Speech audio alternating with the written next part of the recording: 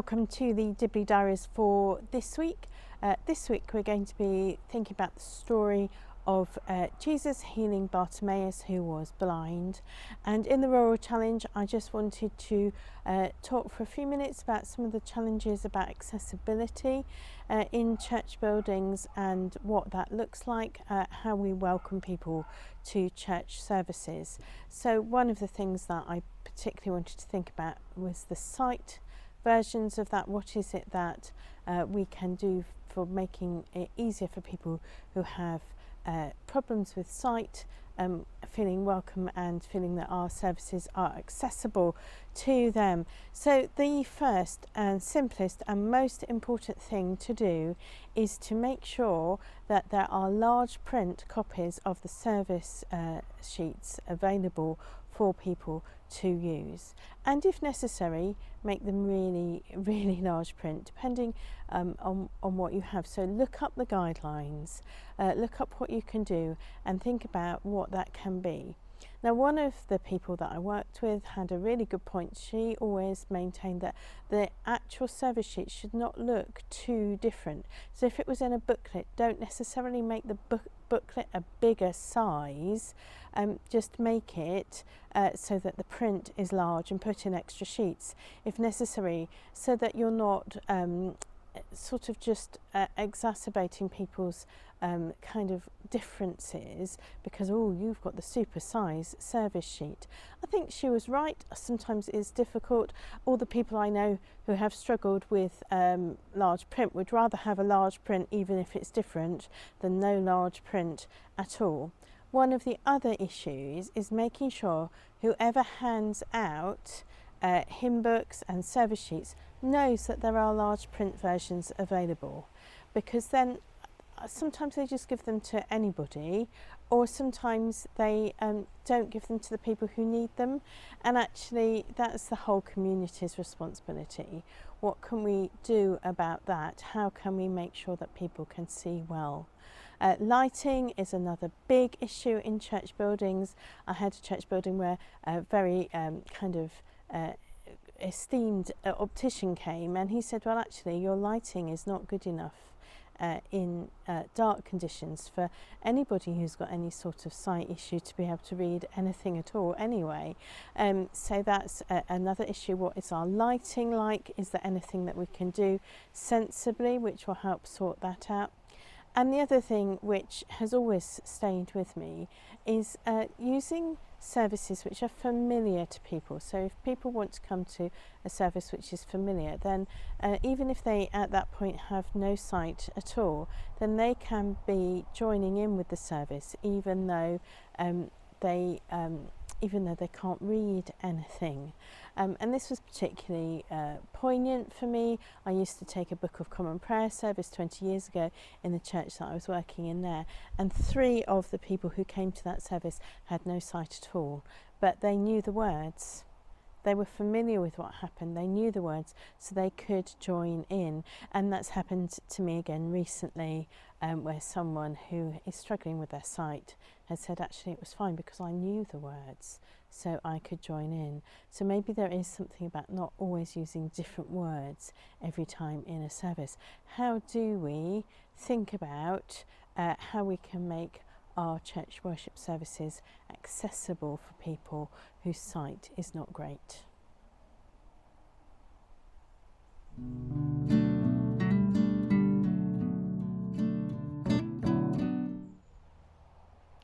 This week's thought for the week is based on Mark 10:46-52, where Jesus heals Bartimaeus.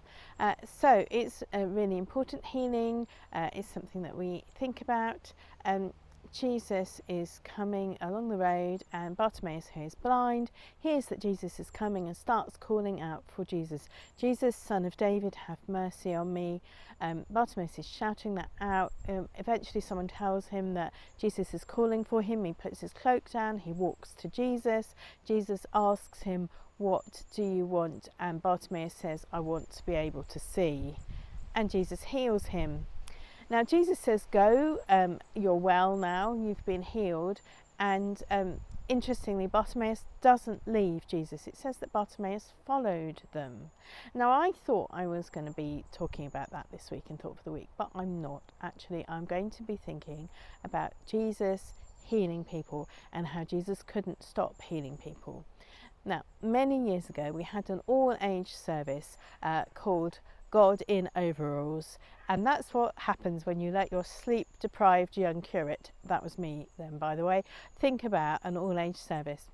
And one of the sets of overalls that we had that God was wearing was a set of paramedic overalls, and we chose those, the paramedic overalls, because Jesus could not stop healing people. Jesus healed all the people that he could. He healed rich people, he healed young people, he healed poor people, he healed people with no status. He would stop on the way to healing important people to stop and heal someone else on the way.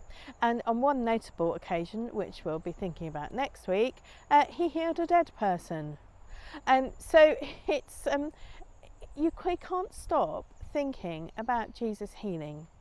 And one of the things that I've been thinking about over the past few weeks is that if Jesus is healing people all the time and we are to be like Jesus, we are followers of Jesus, how are we healing people? What is it that we're doing to be healing people? Now, it's really interesting for us in the UK. We have a National Health Service, and that was an aspiration as a nation. It was something which we believed as a nation, that people should not be excluded from medical care, from healing, because they couldn't afford it. That healing should have nothing to do with money. And in that way, that was a great aspiration, and in many ways a Christian aspiration, that we should be healing people. Now, it takes a long time to train to be a doctor. It takes kind of 10 years really to finish your training to be a doctor properly in the UK, although after 5 years or maybe 6 years you are allowed to be practicing on patients under supervision. But actually it takes a long time. But healing people is about so much more than just that. We have all sorts of people who not only work in our hospitals but in our health centres, doctors, nurses, paramedics. We have people who are prescribing, we have pharmacists, we have dentists, we have everybody who makes in the UK the National Health System work. Everybody is part of that healing process, bringing healing to other people.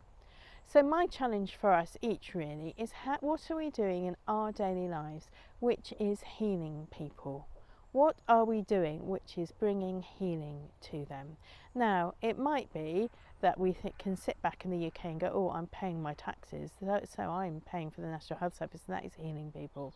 And yes, there is a real part of that, but there are other things as well. And that's what I really want us to think about as our personal challenge. What is it that we're doing week by week which is bringing healing to other people? Because Jesus could not stop healing people.